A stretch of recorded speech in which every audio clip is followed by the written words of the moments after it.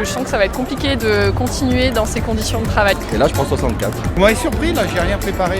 Cette réforme prévue des retraites qui est absolument injuste. Un état solidaire plus qu'autre chose. Je pense qu'il y a vraiment d'autres solutions. Un peu d'action, j'en ai marre d'entendre dire Notre système, Carrière longue. la pénibilité, travailleurs, manif, les retraites, une réforme à travailler, Salariés. rêve. Citoyens en action, en réaction, citoyens en action, citoyens en action, citoyens en réaction, avec les manifestants contre la réforme des retraites. Mais avant d'aller rencontrer toutes ces personnes qui manifestent contre la réforme des retraites, si on mettait un peu le contexte. C'est quoi la retraite ? Et pourquoi est-ce qu'il y a des manifestations contre cette réforme des retraites ? La retraite, c'est la somme d'argent que l'on touche chaque mois à partir du moment où on arrête de travailler, vers 60 ans. Pour toucher cette retraite, il faut avoir travaillé et cotisé un certain nombre d'années. Cotiser, ça veut dire donner une partie de son salaire au système des retraites chaque mois. Le système des retraites fonctionne sur une solidarité entre générations. La part de salaire que l'on donne en tant que cotisation va servir à payer la retraite des personnes qui sont actuellement en retraite. Les générations futures cotiseront pour payer notre retraite et les générations passées ont cotisé pour les générations encore plus anciennes. La somme d'argent versée aux retraités dépend du salaire qu'ils avaient lorsqu'ils travaillaient. Actuellement, l'âge légal de départ à la retraite, celui avant lequel, sauf exception, on ne peut pas être à la retraite, est 62 ans. Le nombre d'années où il faut cotiser augmentait progressivement jusqu'à 43. Avec la réforme des retraites que le gouvernement d'Emmanuel Macron veut faire passer, l'âge légal de départ à la retraite passerait à 64 et le nombre d'années de cotisation augmenterait plus vite jusqu'à 43. Il y a d'autres modifications proposées par cette réforme, mais celles-ci sont les deux qui font le plus réagir. Mais alors pourquoi est-ce que le gouvernement décide de faire ça ? Parce qu'un rapport récent prévoit un possible déficit du système des retraites dans les prochaines années, ce qui entraînerait un endettement. Maintenant, je vous emmène à Saint-Étienne, le 19 janvier, lors de la manifestation contre la réforme des retraites. J'y ai interrogé une dizaine de personnes pour savoir pourquoi ils étaient venus manifester. Parce qu'on n'est pas content. On est venu contre les retraites à 64 ans. Après, moi, c'est surtout pour faire une manif parce qu'on est plus globalement en colère contre l'État. Parce que c'est toujours les mêmes qui font les efforts. On demande toujours aux travailleurs de faire plus d'efforts alors qu'il y a certaines personnes qui sont au chômage longtemps. Et voilà. Donc j'aimerais qu'il y ait une réforme plus par rapport à ça.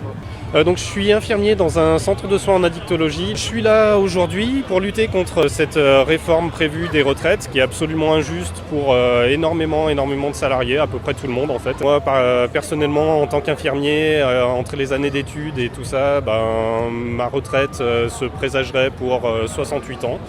Je me vois pas infirmier à 68 ans, je vois pas comment psychiquement ça pourrait être tenable.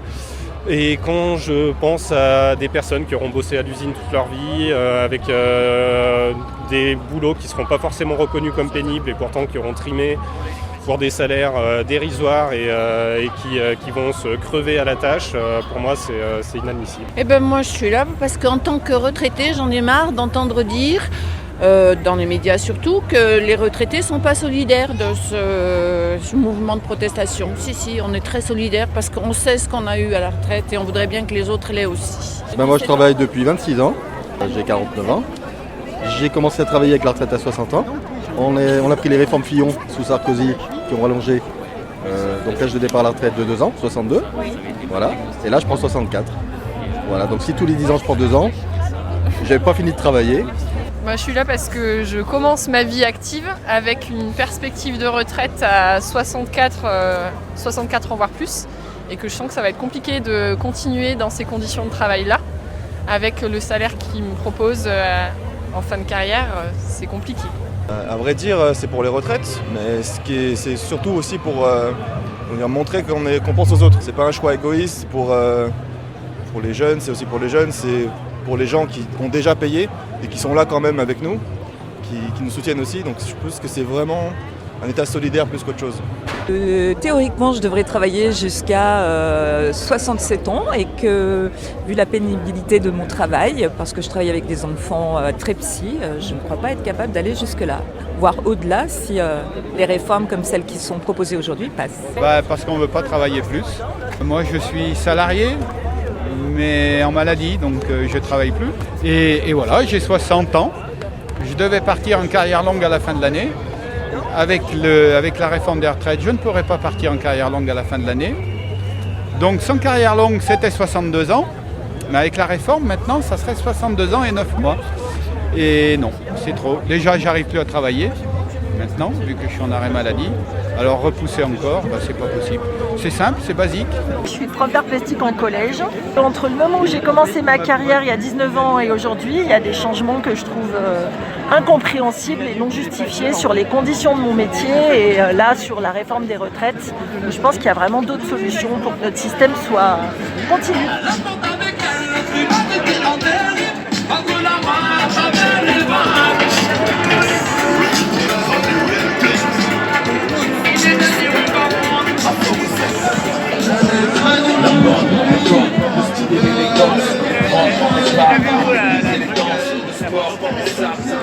Selon vous, qu'est-ce qu'il faudrait faire ?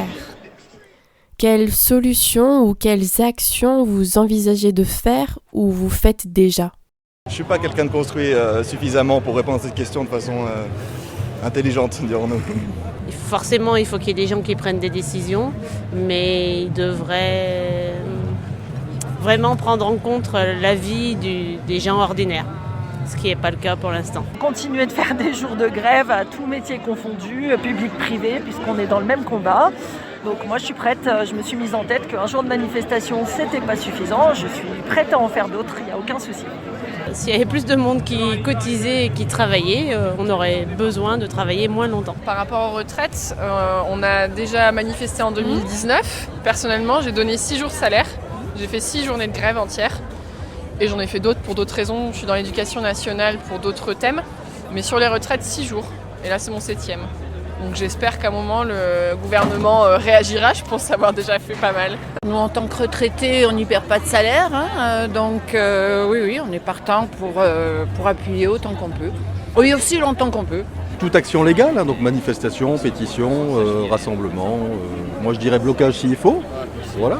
On a collé hier soir, tu vois, tout ce qui est ici par exemple. Parce qu'on est plus aussi dans le côté féministe, anarchiste pour ma part. Et j'aimerais bien qu'il y ait un peu d'action à cette manif, pas juste une marche où on dit rien et on se fait chier et voilà. J'aimerais bien que ça bouge un peu plus. Des alternatives, il y en a un certain nombre qui ont pu être proposées. La question de la taxation des super profits notamment, c'est quelque chose qui a été complètement oublié volontairement par le gouvernement au motif qu'ils ont choisi de n'augmenter aucun impôt, y compris les impôts des classes les plus privilégiées.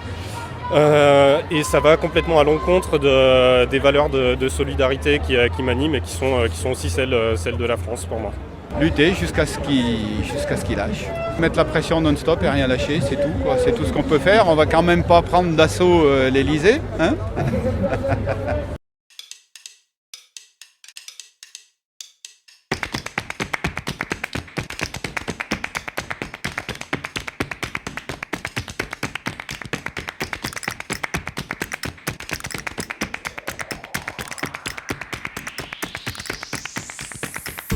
Et oui, car il existe bel et bien d'autres solutions que de reculer l'âge de départ à la retraite et d'augmenter le nombre d'années de travail et de cotisation pour éviter que le système des retraites ne soit en déficit.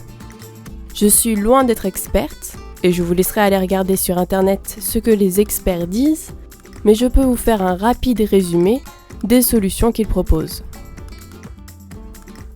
Le gouvernement pourrait faire le choix d'augmenter légèrement le montant des cotisations des employés et des employeurs. voire n'augmenter le montant des cotisations que de ceux qui sont les mieux payés. Il pourrait choisir de supprimer les exonérations de cotisations patronales, c'est-à-dire que ceux qui ne payaient pas de cotisations devraient les payer. C'est le cas par exemple des entreprises qui n'ont pas à payer de cotisations pour leurs employés aux salaires les plus bas. Ou le gouvernement pourrait faire le choix de taxer de 2% la fortune des milliardaires français. Toutes ces solutions permettraient d'éviter que le système des retraites ne soit en déficit, sachant que ce déficit n'est qu'une hypothèse du rapport dont je vous ai parlé au début, et qu'il disparaîtrait au bout d'une dizaine d'années. La réforme que le gouvernement veut faire est un choix. Vous l'avez vu, il y a d'autres solutions qui sont possibles. Alors peut-être que ce choix, c'est le plus pertinent, le plus cohérent, le plus raisonnable qu'il soit possible de faire. Mais ça reste un choix. Et il appartient à chaque citoyen de s'informer pour savoir si réellement c'est le plus pertinent, le plus raisonnable, le plus cohérent, ou si il y aurait d'autres solutions qui lui conviendraient mieux.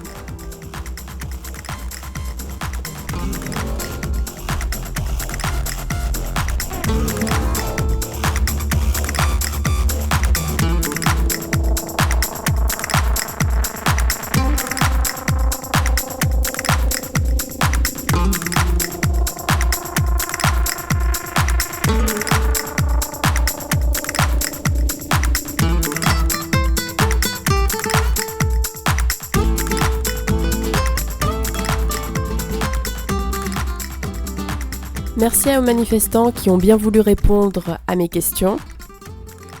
Merci à la MJC de Rive-de-Gier de m'avoir prêté son matériel de radio. Et merci à vous d'avoir écouté cette émission. J'espère qu'elle vous aura plu. Les interviews, les enregistrements, la voix off et le montage sont de Juliette Totel. La musique s'appelle Flame on Go. Elle a été créée par CyberSDF et téléchargée sur le site Au bout du fil.